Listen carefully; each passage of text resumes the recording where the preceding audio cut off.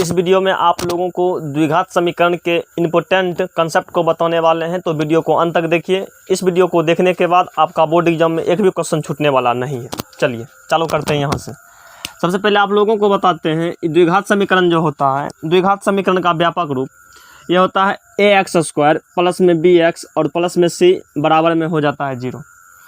x² में जो लगा रहेगा उसको a कहेंगे, x में जो लगा रहेगा उसको b कहेंगे और जो अकेला बच जाएगा उसको क्या कहेंगे, c कहेंगे। कितना हो गया। उसके बाद द्विघात समीकरण के दो मूल होते हैं, यानी कि दो शून्यक होते हैं। मूल की प्रकृति को जानने के लिए एक विवेचक ज्ञात किया जाता है। क्या निकाला जाता है, विवेचक। विवेचक को ही कहते हैं विविक्त कर, विवेचक को ही कहते हैं विविक्त कर, और इसको अंग्रेजी में कहते हैं डिस्क्रिमिनेंट। डिस्क्रिमिनेंट इसको डी से सूचित किया जाता है। तो डी बराबर होता है b² माइनस 4ac। डी बराबर क्या होता है, b² माइनस 4ac। अब देखिए डी का मान तीन कंडीशन में हो सकता है। पहला, डी का मान 0 हो सकता है, या 0 से बड़ा हो सकता है, या 0 से छोटा हो सकता है। यदि डी का मान 0 हो, यदि डी 0 यानी कि डी का मान 0 हो तो दोनों मूल वास्तविक होगा, और वास्तविक के साथ क्या हो जाएगा, समान भी हो जाएगा। दोनों मूल यदि क्या कहते हैं, डी का मान यदि 0 हो तो दोनों मूल वास्तविक होगा और क्या हो जाएगा, समान हो जाएगा। यदि डी का मान 0 से बड़ा हो, मतलब डी इज ग्रेटर देन 0, यदि डी का मान 0 से बड़ा रहेगा तो दोनों मूल वास्तविक होगा, लेकिन क्या हो जाएगा, असमान हो जाएगा। वास्तविक के साथ क्या हो जाएगा, असमान। उसके बाद 3 नंबर में यदि डी का मान 0 से छोटा हो, यानी कि D is less than 0, D का मान 0 से छोटा हो, इसका हो जाएगा कोई वास्तविक मूल नहीं, अर्थात क्या हो जाएगा, अवास्तविक हो जाएगा। क्या हो जाएगा, अवास्तविक। उसके बाद आइए यहाँ थोड़ा सा देखते हैं। ये द्विघात समीकरण जो होता है, द्विघात समीकरण का घात कितना होता है, द्विघात समीकरण का घात भी 2 होता है। द्विघात समीकरण का मूल और शून्यक भी क्या होता है, तो मूल भी 2 होता है, शून्यक भी क्या होता है, 2 होता है। ये सब बराबर एग्जाम में पूछा जाता है। अब देखिए, पहला मूल को अल्फा कहते हैं, दूसरे का मूल को बीटा कहते हैं, ठीक। और ये दोनों के बीच में आपस में कुछ संबंध है, तो देखिए संबंध क्या है। कहेगा मूलों का योग या मूलों का योगफल। मूलों का योग कहेगा मतलब alpha plus beta, alpha plus beta. यदि अल्फा प्लस बीटा कहेगा तो आपको लिखना है -b/a। क्या लिखना है, -b/a। उसके बाद कहेगा मूलों का गुणनफल, इसी को लिख सकते हैं alpha into beta, alpha into beta. तो मूलों का गुणनफल अल्फा इंटू बीटा बराबर c/a। क्या हो जाता है, c/a, c/a हो जाता है, ठीक। उसके बाद आपका दिया हुआ है 1/α प्लस 1/β। तो 1/α प्लस 1/β निकालने के लिए इसको बटे में ये कर देना है, ए मतलब ए से ये कैंसिल हो जाएगा। ऊपर में -b है और यहाँ आपका c है, ये आपका बच जाएगा -b/c, -b/c। 1/α प्लस 1/β बराबर ये आपका हो जाएगा -b/c। उसके बाद यदि कहेगा आपसे α² प्लस β² का मान निकालने के लिए, तो वहाँ लिखेंगे अल्फा प्लस बीटा का होल स्क्वायर, अब माइनस में 2α बीटा। इसका मतलब क्या हो गया, इसका मतलब हो गया मूलों का योग, और इसका मतलब हो गया मूलों का गुणनफल।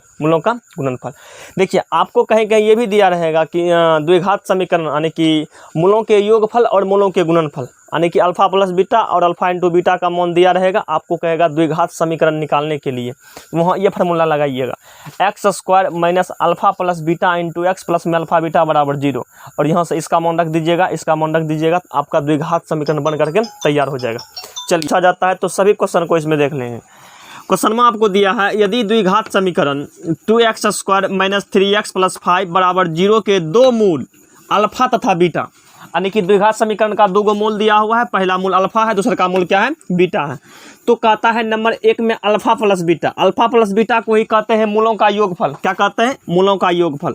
उसके बाद अल्फा इंटू बीटा यानी कि मूलों का गुणनफल, और 3 नंबर में है 1/α प्लस 1/बीटा, और 4 नंबर में है α² प्लस β² क्या करना है, ज्ञात करना है।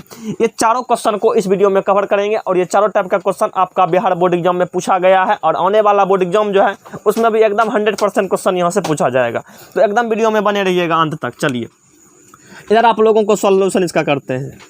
सबसे पहले क्या करेंगे, जो क्वेश्चन दिया हुआ है क्वेश्चन को हम लिख लेंगे। ये आपका हो जाएगा 2x² और माइनस में 3x प्लस में 5 और बराबर में ये आपका क्या हो जाएगा, 0 हो जाएगा। यहाँ से क्या करते हैं, a b और c का मान निकाल लेते हैं। यहाँ से a का मान, a उसको कहेंगे जो x² में लगल रहेगा, तो ये आपका a का मान 2 हो जाएगा, ए का मान क्या हो जाएगा 2। उसके बाद क्या करेंगे, बी का मान, बी वही होगा जो एक्स में लगा रहेगा, ये आपका बी का मान हो जाएगा -3, बी का मान हो जाएगा -3। उसके बाद सी का मान, सी वही होगा जो अकेला बचल रहेगा, तो सी का मान आपका 5 हो गया, सी का मान आपका 5 हो गया। चलिए फर्स्ट नंबर में देखिए क्या है, कहता है alpha plus beta, alpha plus beta मतलब मूलों का योगफल, अल्फा प्लस बीटा का मतलब मूलों का योगफल। तो अल्फा प्लस बीटा बराबर, आपको फार्मूला बताए थे, बताइए क्या होता है, इसके पिछले वाले वीडियो में आप लोगों को बताए थे। तो अल्फा प्लस बीटा बराबर होता है माइनस में बी बटा ए, माइनस में बी बटा ए। तो ये आपका हो जाएगा माइनस, बी का मान -3 है और ए का मान आपका 2 है, तो ये माइनस गुना माइनस करेंगे तो प्लस आने की 3/2, ये आपका एक आंसर हो गया, ये आपका क्या होगा, एक आंसर हो गया।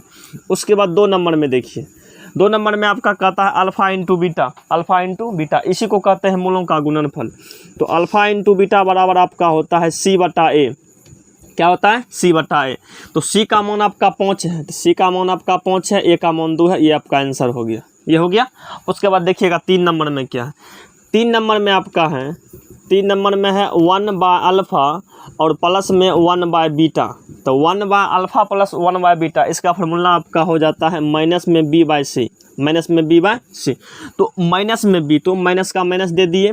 उसके बाद बी का मान आपका -3 है, तो -3 दे दिए। उसके बाद सी का मान 5 है, तो ये माइनस गुना माइनस करेंगे तो प्लस आने की 3/5, 3/5 ये आपका आंसर चला आएगा। उसके बाद देखिएगा 4 नंबर का क्वेश्चन क्या है, 4 नंबर में कहता है alpha square plus beta square, alpha square plus beta square.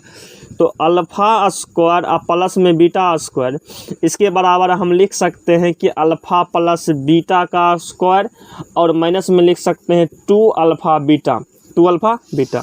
Alpha plus beta का मतलब हुआ कि मूलों का योग या मूलों का योगफल। इसका मान देखिए, इसका मान है 3/2, इसका मान 3/2 है, 3/2 लिख देंगे।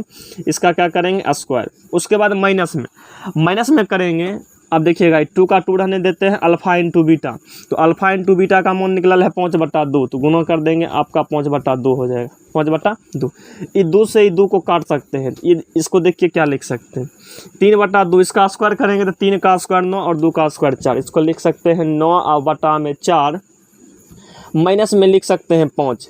यहाँ से क्या करेंगे, जब इसको हल करेंगे तो हल करने के बाद ये मेरा निकल जाएगा, चलिए दिखाई पड़ रहा है, यहाँ से आपका हो जाएगा 4, यहाँ से हो जाएगा 9 और माइनस में 5 चौके 20 हो जाएगा। तो इसको सोल्यूशन करने के बाद ये 9 में से 20 घटाएंगे तो -11, -11/4, ये आपका आंसर चला आएगा। देखिए ये चारों टाइप का क्वेश्चन आपको बोर्ड एग्जाम, आने वाले बोर्ड एग्जाम में एकदम छपल के छपल मिलेगा। आई होप ये सब समझ गए होंगे। मिलेंगे नेक्स्ट वीडियो में बहुत ही जल्द।